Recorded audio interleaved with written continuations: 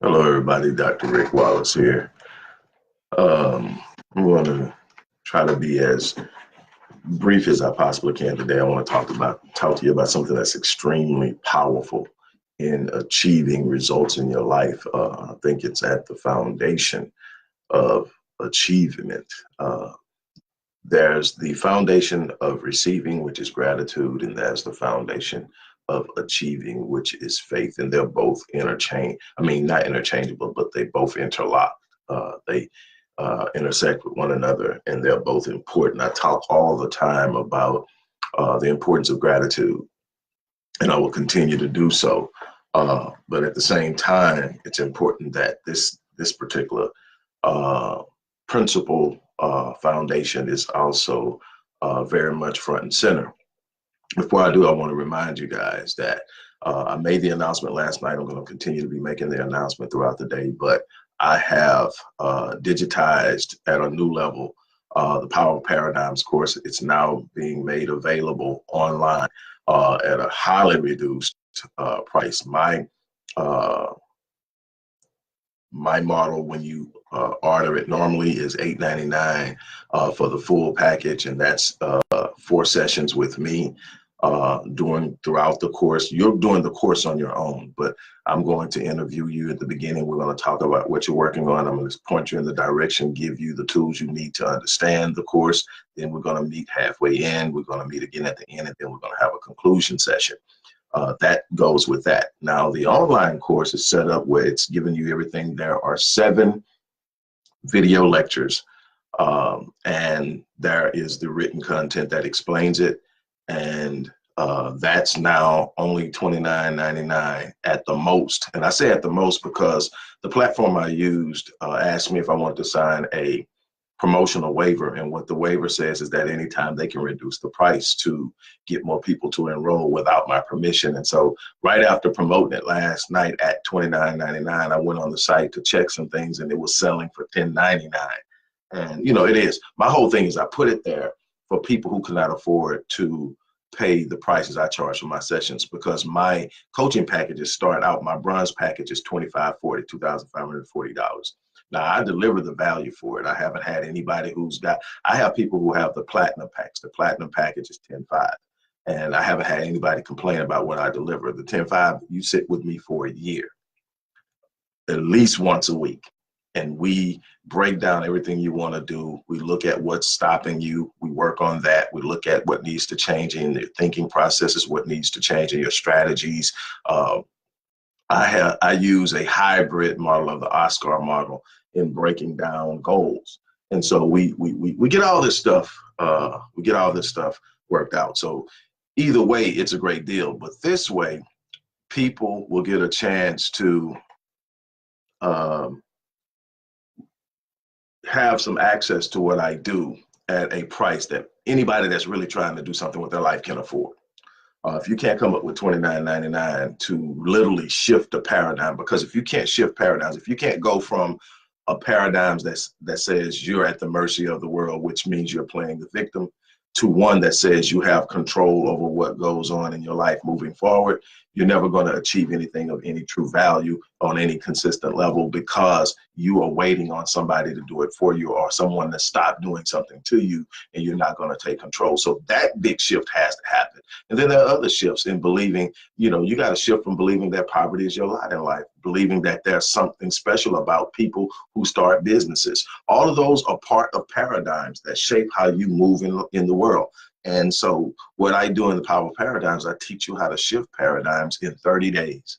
Now, depending on how much you got going on that you need to shift, you're probably going to have to do this more than one time. But once you have the course, you have access to it. So you can do it as many times as you want to. And so this is like great to me. So remember that. Also, something else I've decided to do is I've decided to open up the War Room again. It's a group I created on Facebook. It's a private group. And what we do is we support each other. What I am proud of is that everybody that was a part of the initial group now owns a business. Even one person that was in her 60s has now walked away from her job, and she's running her own business. And so we get things done. We work together, and there is a fee. It's only $25, and it is for a lifetime. As long as Facebook is up and running, you're in with the 25. The why, and people question it when I first did it, but when you look at the fact that everybody in the group is now doing what they came to the group to do, I think I know what I'm doing.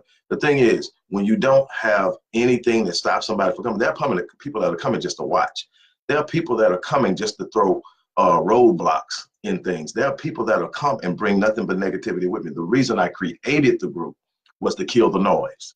Because you can look at all the possible things you can see on social media, but you also see the negative. I wanted to provide a space where people can come and say the wildest thing possible is what their vision is. And nobody laugh at them. Nobody tell them they're crazy. Nobody tell them how stupid they are. Everybody comes in and say, hey, I not only believe in you, but if it's anything I can do, and as you get to know my skill set, let me know. And that's the thing. You got all these different people in there with these different skill sets, and they're pouring into one another, and they're giving advice and the thing like that. And I'm kind of like, well, shoot, y'all maybe don't need me. And then, but I did, back then I did something every Thursday where I sit down and I address the issues that I saw come about on the week discussions. And so that's available. You have to invoice me. I mean, not invoice me, you have to email me. There's a couple of ways you can do it. You can email me, inbox me, and I'll send you the way that you pay. It's a one-time fee. And you're in, you can do that, or you can just, no, that's the way. Let's just keep it simple. Email me or inbox me. If you're on Facebook, you can inbox me. If you're on YouTube and some of the other channels that this is going to end up on, simply email me at lifechange@rickwallacephd.link, and I'll show you how to pay the 25, and then I'll give you the link where you can send a request to be added to the list, and you come in. And some of the old members are still hanging out there, even though they've gotten some things done. They're still in there, and I'm happy about that. So some old heads who are on their thing, doing their thing, will be there to welcome you in, and we're going to get this thing started again, and we're going to keep moving. And the way that we're going to do it, like I said, is a lifetime membership. It used to be an annual membership, but I'm making it a lifetime membership, $25, and you're in for life. And that's just to weed out a lot of the people that are going to show up and create the noise that I'm trying to stop. And so that's what we're going to do it. Now, let's move into what I want to talk to you about. Most of you have probably heard of the placebo effect. And the placebo effect is something that proves that the beliefs you have about yourself are more powerful than any external influence. And the placebo effect comes from these tests where they tested patients who had different ailments, and they gave some patients actual medication, pharmaceutical grade medication, and some they gave a pill and told them it was the medication. And what they found is, based on what the patient believed the medication or the placebo would do, nobody knew they were getting the placebo. Everybody was told they were getting the medication. And so based on the belief, not the medication, because it was based on the belief. And what they found is within 1%,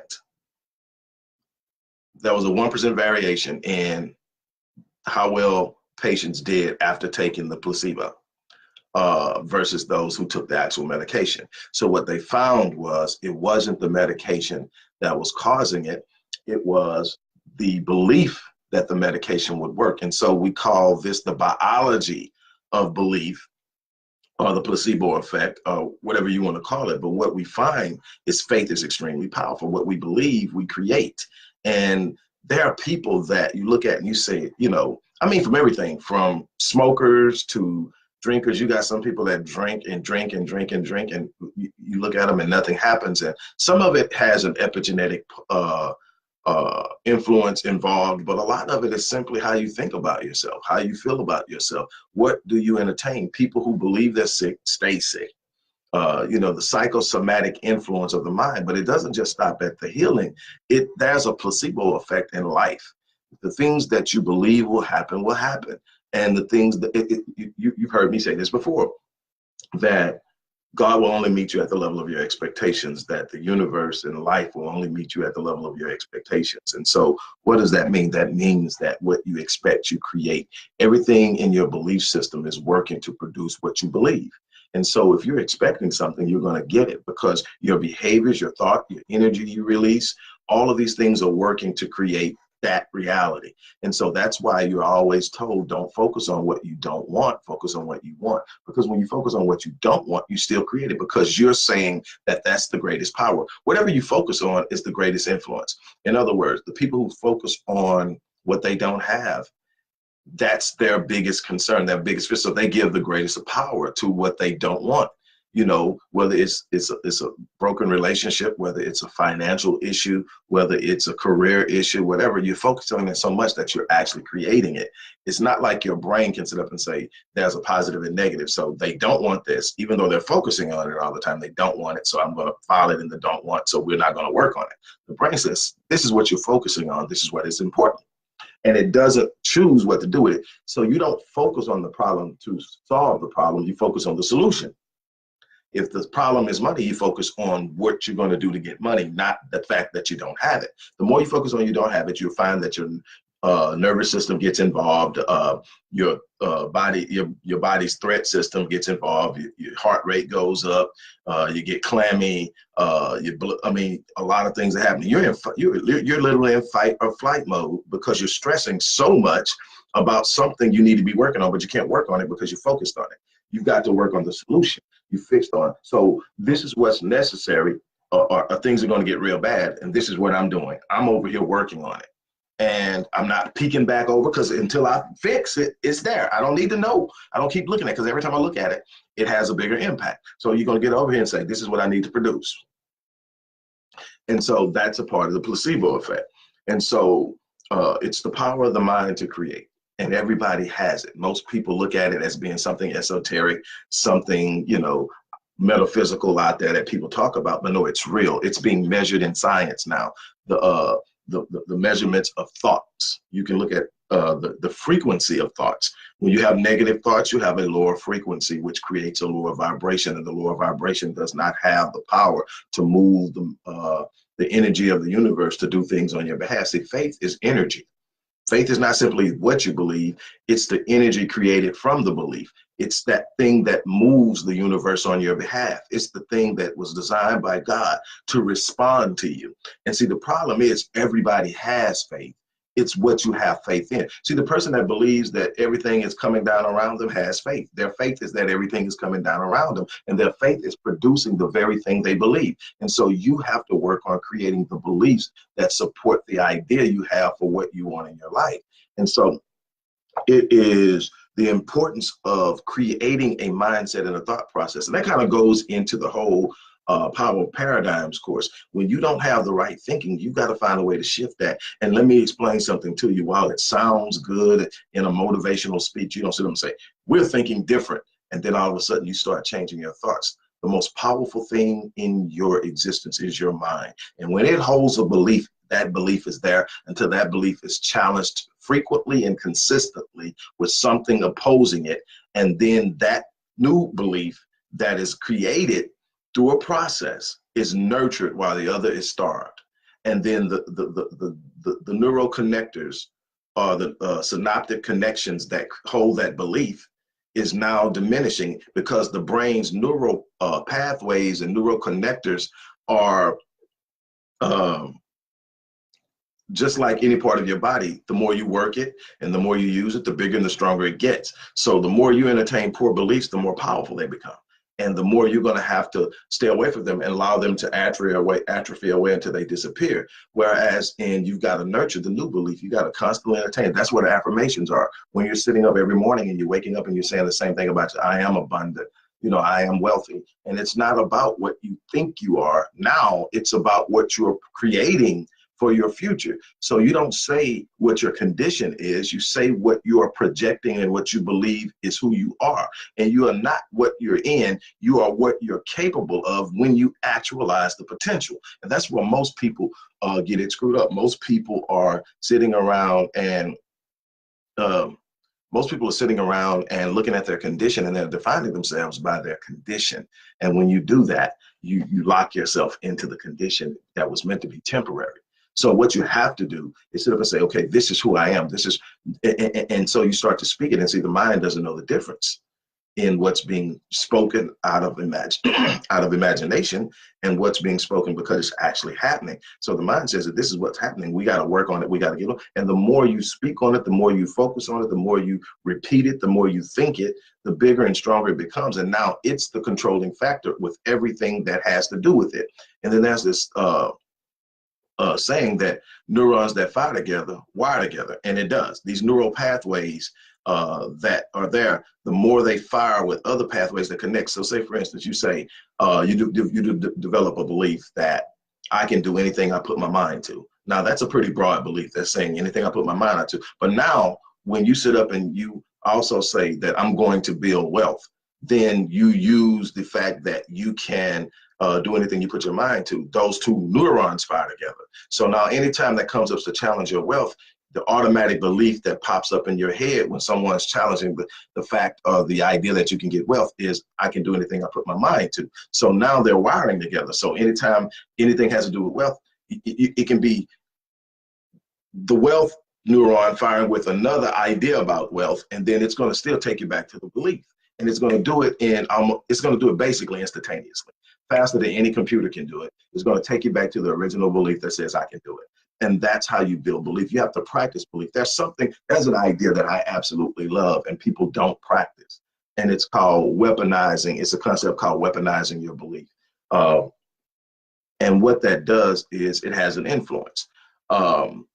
As a former athlete, you see with athletes all the time, and you call it mind games, you call it posturing. In boxing, in track and field, especially with sprinters, there's this ego, but it's also a weaponization of beliefs. And you also see it in the boardroom when you're having a meeting and there's a person that is so confident in what they've done. They've put the work in and they know what they know. And so when the question comes, they shoot their hand up real quick and they give out their answer. They give it with such force and so convincing that everybody just jumps on board. And, a lot of people looking at them can't stand them because, they think they know it all. They just, and then the bosses love them because they're assertive and they put their work in, but they have this belief about themselves.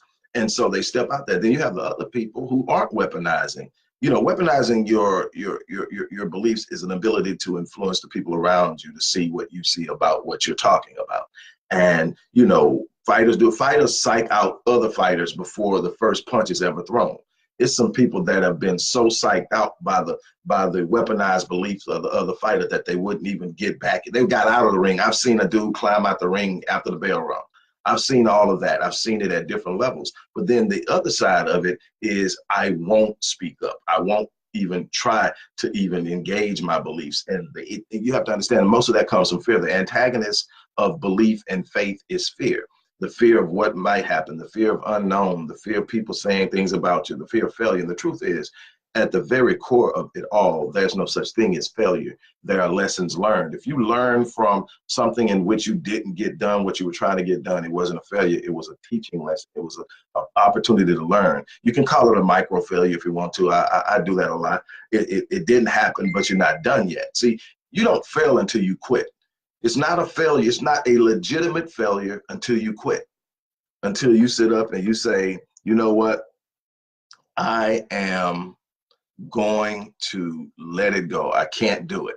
That's a failure when you let it go. But when you sit up and say, man, I got the crap knocked out of me, or man, that hurt, or whatever it is, but you get back up, you get in the game, you keep going, you haven't failed, you just learned. You learned something about how things work in that particular environment, and you know how to deal with it moving forward in the future. So that's extremely important. And what do you do about this fear thing? You attack fear. And people say, well, okay, how do I practice and strengthen beliefs? The first thing is you repeat it. You constantly remind yourself of what you believe. See, the more you speak it, the mind is always eavesdropping on your self-talk. The mind is always eavesdropping on your self-talk. And what I can tell you is that self-talk, the things you say all day long that deal with your life and you, is literally the programming of your subconscious. And that's the program that your brain will run. If you're sitting up and you're a victim, your brain will run a program that says you're a victim, and it will make you subject to every force outside of yourself that you come in contact with. But if you sit up and say that I'm in control, if you sit up and say that I can do anything, if you sit up and say that it's coming no matter how it looks, what your brain is doing is eavesdropping and saying, we got this. So now the we've got this program is running in your brain. And so no matter what challenge comes up, the brain says, we've got this, go to work. And so the brain immediately starts to solve the problem instead of starting to worry about the problem. So you never get the stress response triggered in your body, which shuts you down. So all I can tell you is that you have to understand the power of your mind. There are people that are literally right now gaining so much control of their mind that they're healing themselves through the mental suggestions of their faith. And it's happening around the world, and it's real. It's literally measurable. And what we find is, even when we're studying people with cancer, the people who believe that they're healing and aren't attacking their bodies with chemicals are healing. And God designed us to do that. We're self-healing. We're self-healing when we put ourselves in the right environment, physically, nutritionally, and mentally. We self-heal. Now, there's a world that doesn't want us to know that, because everybody's making money off of our sickness. Everybody's making money off of our illness. Everybody's making money off of our fears. So the more that we can get people to believe they have no control, the more we can point them in the direction that they're in. I was told a long time ago, if you don't discover who you are, you're going to always be subjected to people telling you who you are. And you're going to take it because you don't know. But once you become aware of who you are and you know who you are, nobody can tell you anything different. I don't care what your situation is. It doesn't change who you are. And that's one of the things that I push on people all the time, because I've run the gamut. I've run the gamut of life. You know, I started out, you know, probably, I guess you could say, not one of the richest of the poorest people in the community I lived in. I didn't see the poverty that some of my friends saw. I didn't live in a house where we ever worried about anything being turned off and not having food. You know, my grandmother was a business owner. She owned her own beauty salon. My grandfather was a master welder, and in the later years owned his own landscaping service. So I understood business and everything, but we still were in the hood.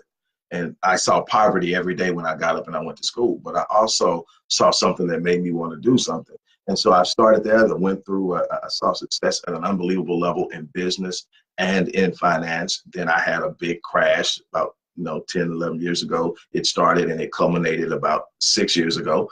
And it was what it was. It knocked me flat on my back, but it tested my resolve. It tested my fortitude. It challenged me. And I looked at myself in the mirror and I said, you're built for this. I stood up and I went after what I wanted, and I'm on that journey again. So I've seen it all. And what I can tell you is that where you're at does not define you. Who you are and what you believe about yourself does.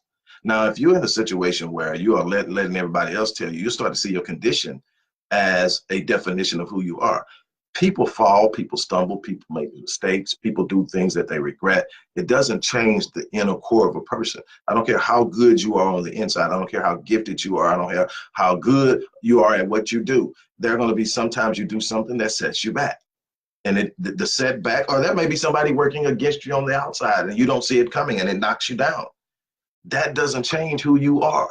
You are still the person you were designed to be, and you've got to become intimately acquainted with that person so that you don't get caught up in your condition. Most people define their lives by their condition. I see my condition, but it is not the defining moment of my life, whether it's good or bad. I've had great days. I look, I say, this is awesome, but this isn't define me. What's going to define me is at the end of my life that I gave every day everything I had, believing that I could make a difference, not only in my life, but in the life of the people in my periphery and beyond. And so that's what I wake up every day. Look, I'm going to make a difference today.